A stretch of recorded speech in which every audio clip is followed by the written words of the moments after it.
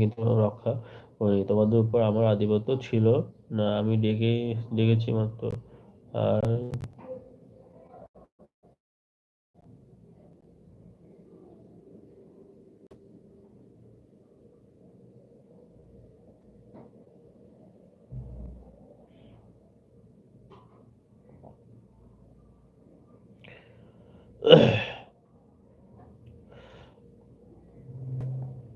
তোমাদের উপর আমার আধিপত্য ছিল না, আমি ডেকেছি মাত্র, আর তাতে তোমরা সাড়া দিয়েছ। তাই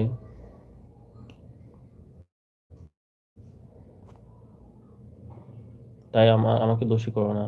তোমরা নিজেদেরকে দোষী করো, আমি তোমাদের সাহায্যকারী নই। তোমরা যে আমাকে আল্লাহর শরীক ঠিক করেছিলে, আমি তা অস্বীকার করছি। জালিমদের জন্য রয়েছে পীড়াদায়ক শাস্তি।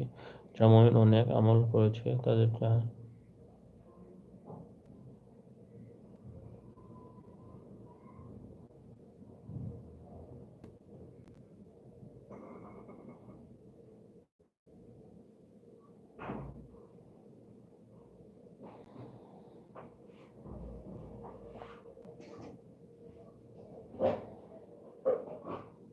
আমি তোমাদের সাহায্য করিনি। তোমরা যে আমাকে আল্লাহর শরীক ঠিক করেছিলে, আমি তা অস্বীকার করছি। জালিমদের জন্য রয়েছে পীড়াদায়ক শাস্তি। যারা মুমিন ও নেক আমল করেছে তাদের জান্নাত প্রবেশ করান, যার পাশ দিয়ে নদী প্রবাহিত রয়েছে। তাদের রবের ইচ্ছা মতো তারা সেখানে চিরস্থায়ী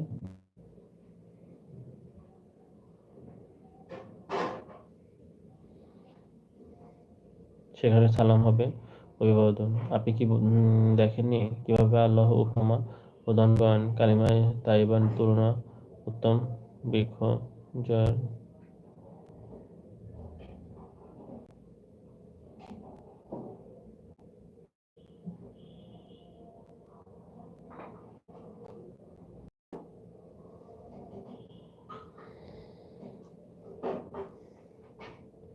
কালিমায়ে তাইয়্যিবার তুলনা উত্তম বৃক্ষ, যার মূল দৃঢ়, যার প্রশাখা ঊর্ধ্বে। সে বৃক্ষ স্বয়ং রবের ইচ্ছায় যা ফল প্রদান করেন। আল্লাহ মানুষের উপমাগুলো এই উদ্দেশ্যে দিয়েই থাকেন যেন তারা শিক্ষা গ্রহণ করে।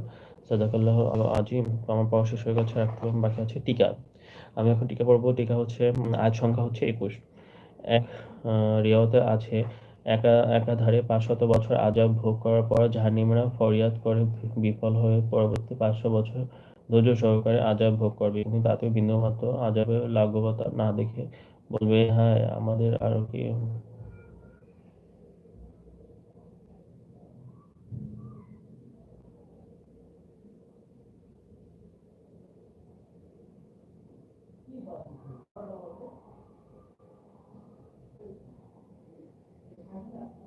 পরবর্তী 500 বছর ধৈর্য সহকারে আযাব ভোগ করবে, কিন্তু তাতেও বিন্দুমাত্র আযাবের লাঘবতা না দেখে বলবে, হায় আমাদের আর রেহাই নেই। টিকা। আয়াত সংখ্যা হচ্ছে 22। বলপূর্বক কাউকে পথভ্রষ্ট করার ক্ষমতা শয়তানের নেই।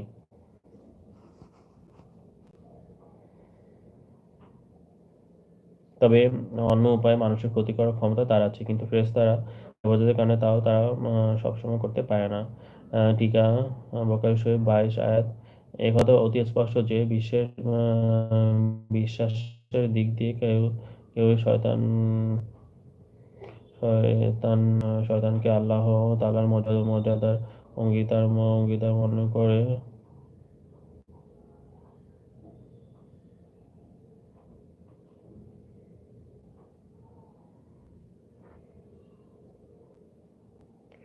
আল্লাহ অন্ধভাবে তার ভ্রান্ত পথ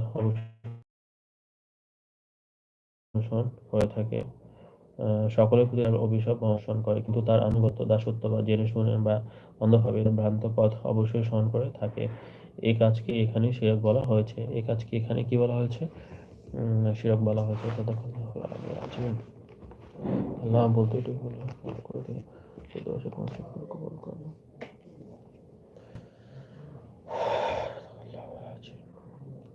আল্লাহ কোরআন শরীফ তেলাওয়াত করলাম। যদি কোনো ভুল ত্রুটি হয়ে থাকে তাহলে তাদের ক্ষেত্রে আমাকে ক্ষমা করে দিন, মাফ করে দিন। হে আল্লাহ, মাফ করে দিন। মাফ করে দিন। ভুল ত্রুটি করলে শুদ্ধ ভাষায় কোরআন শরীফ পড়া তৌফিক দান করো। হে আল্লাহ, এছাড়া কেউ সাহায্য করার আল্লাহ।